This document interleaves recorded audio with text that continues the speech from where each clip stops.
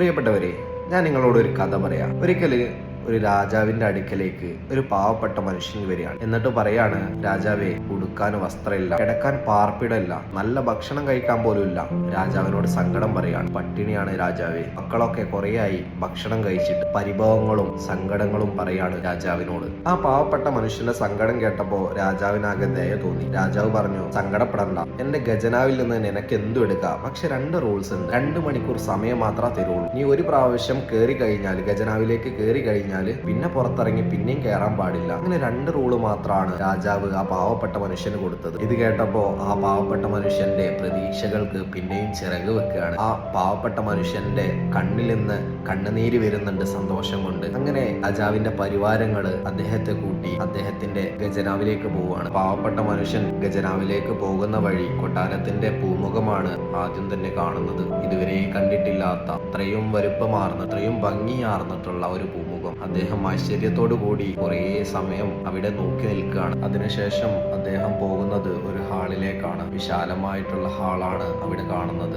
അവിടെ ഒരു മേശയുണ്ട്. മേശയിൽ നിറയെ പഴങ്ങളാണുള്ളത്. അദ്ദേഹം ജസ്റ്റ് ഒരു പഴം എടുത്തിട്ട് കഴിച്ചു നോക്കി. നല്ല ടേസ്റ്റ് ഉണ്ട്. അദ്ദേഹം ഇതുവരെ കഴിക്കാത്ത പഴം, ജീവിതത്തിൽ കണ്ടിട്ടില്ലാത്ത പഴങ്ങളും സ്വാദിഷ്ടമായിട്ടുള്ള വിഭവങ്ങളും അവിടെയുണ്ട്. അങ്ങനെ ഓരോന്ന് അദ്ദേഹം കഴിച്ചു നോക്കുകയാണ്, രുചിച്ചു നോക്കുകയാണ്. ഭയങ്കര ടേസ്റ്റ് ഉണ്ട്. ശേഷം അദ്ദേഹം റൂമിലേക്ക് പോവുകയാണ്. വിഭവസമൃദ്ധമായിട്ടുള്ള സദ്യ ഒരുക്കിയിട്ടുണ്ട്. ലോകത്തുള്ള എല്ലാ വിഭവങ്ങളും ഉണ്ട്. ഇഷ്ടമായിട്ടുള്ള ഭംഗിയാർന്നിട്ടുള്ള ആരാരും കൊതിച്ചു പോകുന്ന വിഭവങ്ങളാണ് അവിടെ കാണുന്നത്. അദ്ദേഹം ജസ്റ്റ് ആ സേനയിൽ ഇരുന്നു കൊണ്ട് ആ വിഭവങ്ങൾ കഴിച്ചു നോക്കുകയാണ്. സമയം എങ്ങനെ അതിക്രമിച്ചു പോവുകയാണ്. ആകെ 2 മണിക്കൂർ സമയം മാത്രമാണ് രാജാവ് അദ്ദേഹത്തിന് വേണ്ടി കൊടുത്തിട്ടുള്ളത്.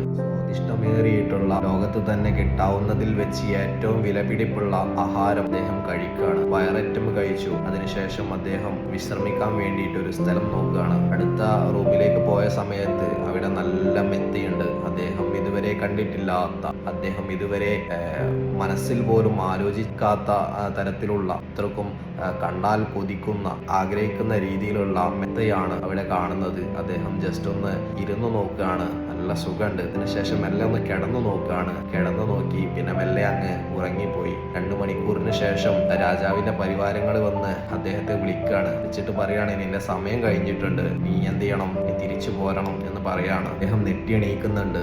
എന്നിട്ട് കുറച്ച് സമയം കൂടെ വേണം എന്ന് പറയുന്നുണ്ട്. പക്ഷേ അവർ കൊടുക്കുന്നില്ല. കണ്ടവരെ, ഇങ്ങനെയാണ് നമ്മുടെ ജീവിതവും. നമുക്ക് ലക്ഷ്യത്തിലേക്ക് എത്താൻ വേണ്ടിയിട്ട്, അല്ലെങ്കിൽ പ്രതീക്ഷകളിലേക്ക് എത്താൻ വേണ്ടിയിട്ട്, നമ്മുടെ സ്വപ്നങ്ങളിലേക്ക് എത്താൻ വേണ്ടിയിട്ട് എല്ലാ ഓപ്ഷനുകളും ഉണ്ട്. നമ്മൾ എന്ത് ചെയ്യാണ്, അലസന്മാരാവുകയാണ്. നമ്മുടെ ഈ ജീവിതത്തിൽ നമുക്ക് പല ഓപ്ഷനുകളും പല അവസരങ്ങളും ഉണ്ട്. നമ്മുടെ സ്വപ്നങ്ങളും നമ്മുടെ പ്രതീക്ഷകളും നിറവേറ്റാൻ വേണ്ടിയിട്ട് അത് ഉപയോഗപ്പെടുത്തണം.